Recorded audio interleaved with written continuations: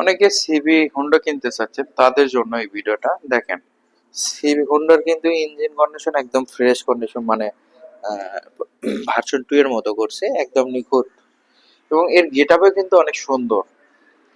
তো এবং মিটারটা কিন্তু মানে আলাদা, অন্যান্য বাইকের থেকে আলাদা, ঠিক আছে? তো এবং যারা এই বাইকটি নিতে চাচ্ছে, অবশ্যই আমার পার্সোনাল গত দিক থেকে অনেক ভালো একটি বাইক, এবং এবিএস ডাবল ডিক্স এবিএস কিন্তু, এবং ইঞ্জিনের ক্যাটাগরি কিন্তু একদম হর্নেট এর মতো করছে, এবং স্যালেন্সারটা অনেক বড় করছে। এটা হচ্ছে স্যালেন্সার করছে হচ্ছে আপনার এক্স বুলেটের মতো, এবং এদের ডাবল ডিক্সের সহ চাকার সাইজও কিন্তু অনেক বড়। তো এই বাইকটি কিন্তু অনেক ফ্রেশ কন্ডিশন।